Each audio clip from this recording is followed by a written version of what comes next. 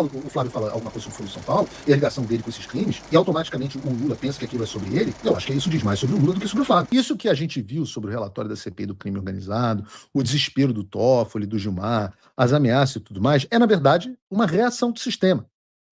A gente nunca teve a impressão de que eles só apanhariam, enfrentariam a pressão mais forte desde 2019 e ia ficar por isso mesmo. Não, é óbvio que eles estão se movimentando e derrubar a CPI do crime organizado não foi o único passo deles nessa direção. Antes de dizer qual foi o outro passo, eu preciso fazer uma recapitulação. Porque o próximo passo tem tudo a ver com as nossas eleições de 2022 e 2026, que era o assunto sobre o qual eu estava falando. E eu falo com todas as letras, talvez seja um dos únicos no Brasil que fala com todas as letras. Aliás, até porque eu não estou no Brasil, que fala com todas as letras que as eleições de 2022 foram eleições roubadas. Roubadas. As eleições de 2022 foram roubadas, eu digo isso de forma... Quem quiser, de novo, manda me prender, manda fazer o que você quiser comigo, que você já tentou outras vezes. E, claro, tem essa questão das maquininhas, que permanecem sob suspeitas, e agora suspeitas embasadas pela inteligência artificial, né? Que não conseguiram explicar essa inconsistência. Mas a gente tem também, por exemplo, só para citar alguns exemplos, o escândalo do Radiolão, que nunca foi esclarecido, por exemplo. E beleza, nesses casos você ainda pode dizer, não, a fraude não é comprovada nas urnas, o Radiolão tem, sei lá, nunca foi explicado que aplicaram a multa para quem questionou, mas, sei lá, eles podem dizer que os dados estão errados, quem cometeu o erro foi a agência, sei lá o quê. Beleza, dá para discutir isso. Agora, algo indiscutível é o tamanho da influência exercida por atores alheios ao eleitor. E aqui, por exemplo, eu posso falar da interferência americana, do dinheiro da USAID, da condução, e principalmente da condução absolutamente parcial, não isonômica, do Poder Judiciário das eleições, especificamente na figura do Alexandre de Moraes, então presidente do TSE, e dos seus ministros, como o Benedito Gonçalves, agentes como José Levi e outros. Essas são pessoas que, por sinal, se encontram neste momento sancionadas pelos Estados Unidos e sem visto até hoje. O Alexandre teve os efeitos da Lei Magnitsky levantados, mas visto para os Estados Unidos ele não tira mais, ele continua com o 3C, né, a cassação de vistos dele continua valendo. Tanto que ele não tem culhão, nunca mais veio para os Estados Unidos. Porque essas pessoas, que aos olhos da comunidade internacional cometeram comprovadamente malfeitos e foram punidas, né? E é a turma que, num certo sentido, é a mesma galera que a gente está descobrindo aí, que o relatório da CPI do crime organizado denuncia, e que a gente sabe que fazem parte de um antro de corrupção, com direito à propina de mais de centena de milhão. Mas eu quero ser específico e relembrar algumas das decisões que essas pessoas tomaram. Por exemplo, em 2022, eu me lembro que eu vivi isso. E essas decisões afetaram diretamente a capacidade do Bolsonaro de denunciar os seus opositores. Vejam, direto do túnel do tempo. Ainda antes do segundo turno, em 18 de julho de 22, o Alexandre de Moraes determinou a remoção imediata de conteúdos que ligavam Lula e o PT ao PCC e ao caso do Celso Daniel, classificando essas acusações como sem prova. Em outubro de 2022, o TSE, por 4 votos a 3, impediu que um documentário do Brasil Paralelo sobre quem matou Jair Bolsonaro fosse ao ar. Em 15 de outubro de 2022, a Carminha suspendeu uma propaganda do Bolsonaro que dizia que o Lula defendia ampliar a lei do aborto e proibiu a nova divulgação do material sob fundamentos de que a peça continha desinformação ofensiva à honra e à imagem do Lula. Depois, em uma decisão envolvendo o post do Eduardo Bolsonaro, a Carmen Lúcia mandou retirar as publicações que diziam que o Lula e o PT apoiam invasões a igrejas e perseguição de cristãos, com base em peças que usavam manchetes sobre o Daniel Ortega, e a repressão da Nicarágua. Em outro caso, o TSE registrou também e mandou retirar conteúdos que diziam que o Lula apoiaria a ditadura na Nicarágua e os atos do Ortega. Inclusive as postagens que chamavam Ortega de amigo e aliado do Lula, que todo mundo sabia que era.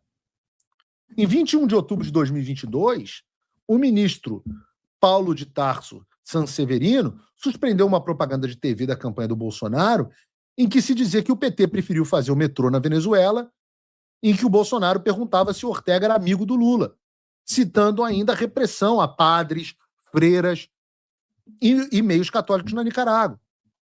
Em 24 de outubro de 2022, o Alexandre de Moraes proibiu uma propaganda do Bolsonaro que vinculava o Lula ao tráfico, à criminalidade, especialmente a partir das imagens da visita do Lula ao Complexo do Alemão com o boné do CPX. E eu podia aqui passar o dia inteiro citando o caso em que o TSE impediu o Bolsonaro de falar verdades sobre o Lula. Não o Bolsonaro apenas. Nós, na Jovem Pan, operávamos na base de censura. Nós não poderíamos chamar o Lula de descondenado. Nós não poderíamos fazer essas ligações, essas mesmas ligações que estão aí. Eis que estamos em 2026. E há uma diferença, a coisa é um pouco diferente. Por exemplo, diferente porque nesse ano a presidência do TSE não está mais na mão do Alexandre de Moraes, mas sim sob o Cássio Nunes Marques. Só que é claro que isso não significa que o Alexandre não tenha outros mecanismos para censurar da mesma forma como fez com o Bolsonaro em 2022. Censurar o discurso Flávio. E vejam, por exemplo, essa notícia de ontem. Moraes manda a PF investigar Flávio Bolsonaro por postagem contra o Lula. O ministro do STF, Alexandre de Moraes, mandou a Polícia Federal instaurar um inquérito para apurar se o senador e pré-candidato à presidência Flávio Bolsonaro cometeu calúnia contra o presidente Lula, em uma postagem que diz que Lula será deletado, em referência à prisão do ex-ditador venezuelano Nicolás Maduro. A decisão foi assinada nesta segunda-feira e o sigilo foi levantado na quarta-feira. Trata-se, portanto, de publicação realizada em âmbito virtual público acessível a milhares de pessoas, por meio da qual se imputa fatos criminosos ao presidente da República, entendeu, ministro? O Procurador-Geral da República, Paulo Gonet, aquele criminoso segundo a CPI do crime organizado, concordou com o ponto de vista da investigação e reforçou o pedido pela instauração do inquérito. Outra autoridade a endossar essa denúncia foi o ministro da Justiça e Segurança Pública, Wellington César Lima e Silva. Agora a PF tem 60 dias para se manifestar. E é curioso, e não que eu creia que exista lei no Brasil, mas a maneira como isso foi feito diz muito sobre as intenções do Alexandre em fazê-lo. Bem disse o João Luiz Mauad no X que o crime de injúria, via de regra, é de ação penal privada, ou seja, a representação criminal é condicionada à vontade da vítima, e mesmo que se admitisse que o Ministério Público pudesse fazer isso de ofício pelo fato do Lula ser um servidor público, ainda assim não existe nenhuma razão para essa ação ser distribuída diretamente para o Alexandre, sem passar por sorteio. Em outras palavras, isso foi um instrumento pensado para cair nas mãos do Alexandre e colocar o Flávio em uma posição de pressão. Isso é uma tentativa de intimidação do Flávio Bolsonaro por parte do Alexandre de Moraes. Ou seja, o início de um cerco jurídico para tentar me intimidar e tentar me inibir de falar o que eu penso. Aquilo ali é pura liberdade de expressão. Todo mundo sabe da relação do Lula com o Maduro. E nós vamos aqui, assim que formos intimados, pedir, entrar com a exceção da verdade, e pedir que o ministro Alexandre de Moraes ele peça ao governo americano toda a documentação que existe com relação à prisão do Maduro e a sua relação com o Lula, porque quem está acusando o Maduro de ser terrorista é o governo americano, não sou eu. Quem está aqui, a ligação histórica que existe entre Lula e Maduro é pública.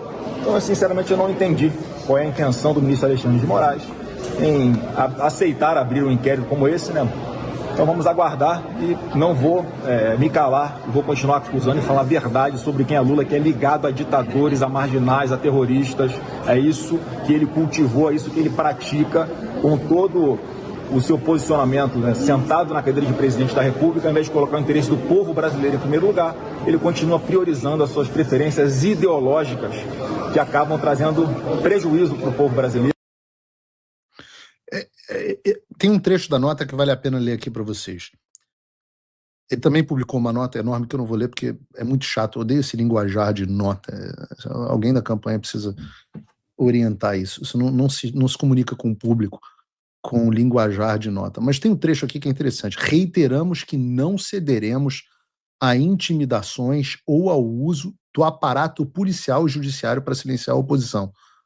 O governo Lula deve explicações sobre suas relações com a ditadura venezuelana e nenhuma pressão impedirá nosso dever constitucional de fiscalizar e defender as liberdades fundamentais dos brasileiros.